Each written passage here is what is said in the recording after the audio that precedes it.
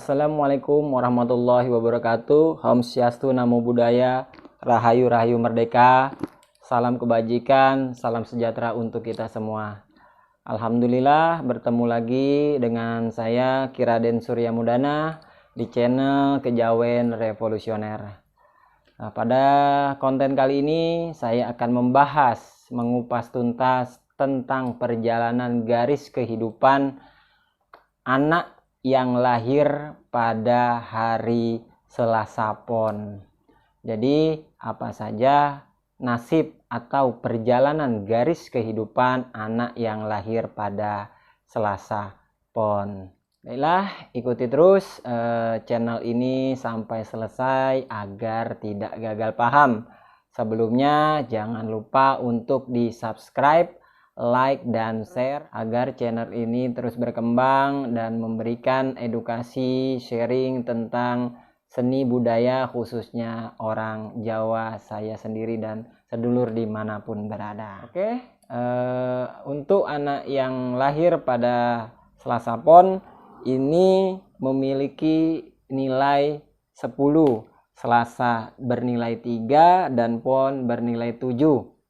Nah, untuk anak yang lahir pada Selasa Pon, garis kehidupannya dimulai dari usia 0 sampai 6 tahun di angka atau dinilai 4.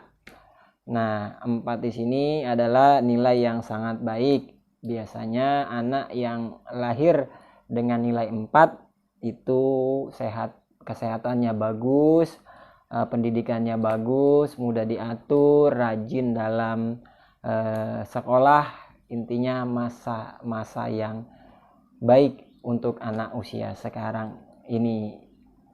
Lanjut di usia 6 ke 12 tahun naik nilainya ke nilai 5, nilai yang cukup baik. Rata-rata anaknya cerdas, penurut dengan arahan orang tua, mudah diatur, dan juga kemungkinan biasanya itu berprestasi, memiliki ranking dalam sekolahnya.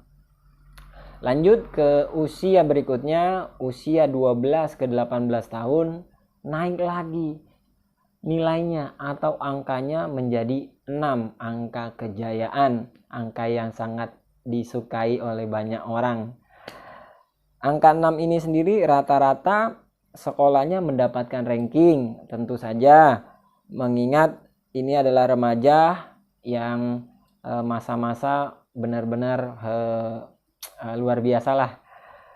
Mudah bergaul, banyak teman, sangat mengasihkan dan menyenangkan.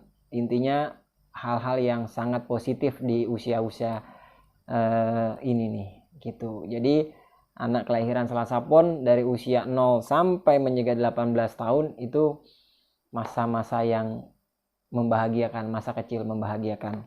Lanjut dari usia 18 ke 24 yang tadinya 6 jatuh ke angka 1, jatuh ke nilai 1, nilai kehancuran, nilai keburukan. Yang tadinya terang benderang menjadi gelap gulita.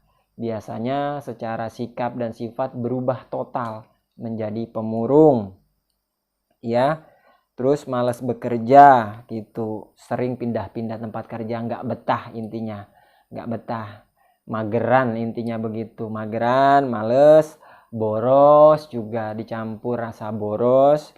Hati-hati dengan keuangan di usia seperti ini nih, di nilai 1 ini hati-hati dengan keuangan. Pandai-pandai untuk mengontrol emosi dan juga pikiran sedulur dimanapun berada. Lanjut ke usia 24 ke 30 memiliki nilai 2, nilai yang terbilang pas-pasan. Yang namanya pas-pasan ya sedulur mungkin sedikit mengetahui ya, rezekinya juga pas-pasan. Kalaupun ini usaha ya pas-pasan, hanya ngepas untuk makan, ngepas untuk hal-hal yang tidak terlalu banyak lah gitu. Untungnya nggak banyak kalau usaha, kalau berdagang gitu. Tidak bisa meraih untung yang tinggi gitu. Tapi disarankan andai kata di usia ini menikah, diharapkan, saya sarankan untuk mencari pasangan yang nilainya tinggi, yang nilainya di atas 3, minimal itu 4. Kenapa harus mencari pasangan baik perempuan ataupun laki-laki? Itu sebagai pengontrol, pengangkat kita gitu, penarik kita yang menggandeng. Karena nilai kita 2 nih, nilainya pas-pasan, serba pas-pasan, usaha juga hasilnya pas-pasan, kehidupan pas-pasan, ya intinya serba pas-pasan lah. Makanya disarankan jika menikah, ini kan umur 24-30, usia ya biasanya banyak menikah di usia seperti ini kan, para kaula muda. Jadi disarankan untuk mencari yang nilainya minimal 4 agar dapat menopang atau menyokong yang memiliki nilai 2 itu tersendiri. Lanjut, di usia 30 ke 36 naik lagi dari 2 menjadi 4 karena anak yang lahir hari Selasa itu tidak ada angka 3-nya. Nah, angka 4 di sini mulai mendapat gambaran kedewasaan, gagasan ke depan seperti apa. Jadi rezekinya juga mulai baik, mulai lancar, bisnisnya juga bagus, untuk usaha bagus, disarankan di angka 4, nilai 4 untuk usaha boleh, insya Allah berjalan, insya Allah jauh dari kerugian, insya Allah. Seperti itu biasanya yang saya hadapi oleh para klien saya. Intinya baiklah pada usia ini untuk usaha, menata kehidupannya harus dipersiapkan menuju angka 5 dan 6 nanti. Lanjut ke usia 36 ke 42, itu seperti tadi saya katakan naik dari 4 ke 5. Rezekinya sangat baik bagi yang punya usaha, berani mengembangkan usahanya sebaik mungkin, dikembangkan, ditingkatkan lah. Tadinya tingkat gerobak jadi toko, tingkat toko jadi outlet. Wah, meningkat, harus berani ngambil kesempatan karena ini mumpung grafiknya naik sedulur di rumah gitu. Jadi nggak usah ragu-ragu bagi yang pengusaha.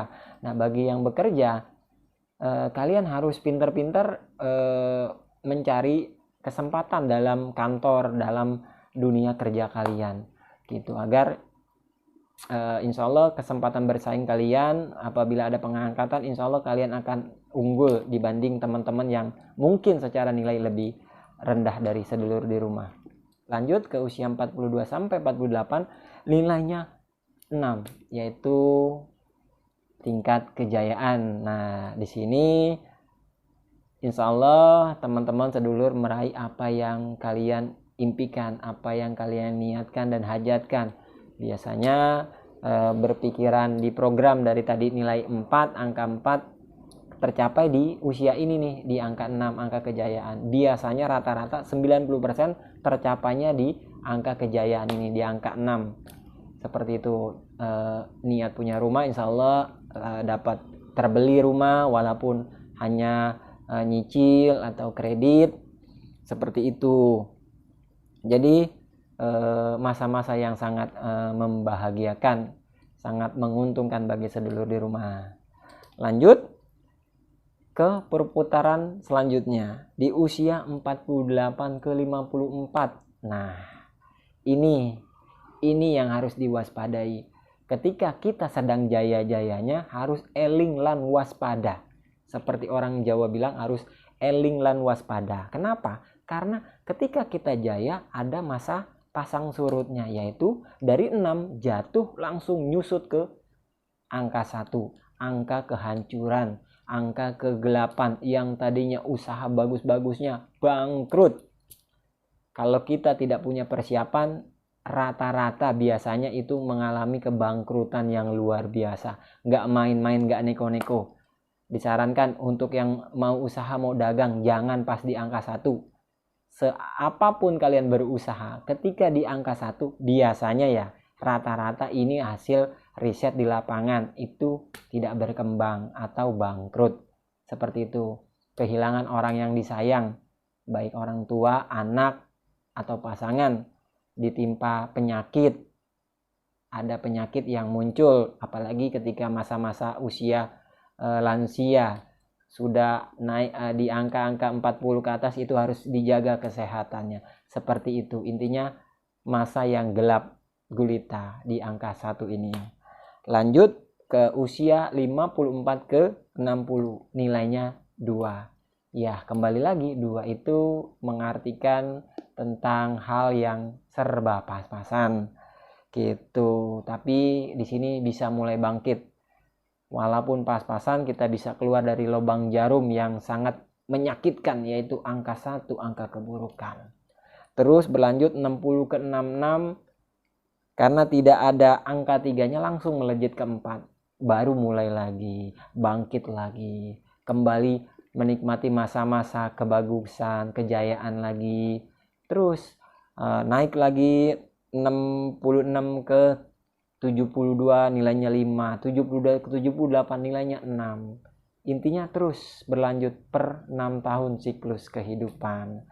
Jadi kiranya itu saja untuk sharing penjelasan tentang anak yang lahir pada hari Selasa Pon. Nilainya 10, nilai yang cukup ya, setidaknya tidak di bawah 10. Kurang lebihnya itu saja dari saya penjelasannya. Apabila ada salah kata perbuatan mohon dimaafkan. Ini hanya sekedar edukasi, tidak bersifat mutlak. Ini sekali lagi tidak bersifat mutlak. Apabila sedulur percaya syukur, tidak ya tidak apa-apa. Ini hanya bagi yang mengimani, yang percaya dan mau nguri-nguri budaya Nusantara. Karena kalau bukan kita, siapa lagi? Di sini saya terketuk dan tergerak untuk mensiarkan ilmu dan budaya.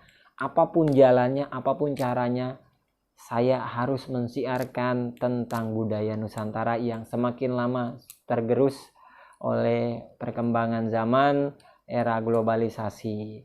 Intinya seperti itu. Ayolah sama-sama saya mengajak sedulur dimanapun berada untuk mengembangkan seni budaya Nusantara gitu. Jangan sampai nanti kalau budaya kita direbut oleh bangsa lain kita baru marah-marah, baru kita menghujat. Tidak seperti itu. Ayo kita harus guyup rukun, damai, saling merangkul satu sama lain. Karena kita adalah bangsa yang bineka tunggal ika, berbeda-beda tapi satu tujuannya. Terima kasih. Jangan lupa untuk dukung channel ini dengan di subscribe, like, dan share. Sebuah tindakan yang sangat mudah dan juga tidak berbayar tapi sangat bermakna, berarti bagi kebesaran channel ini. Saya Kiraden Surya Mudana mengucapkan banyak-banyak terima kasih. Halo kalam, saya ucapkan Assalamualaikum warahmatullahi wabarakatuh.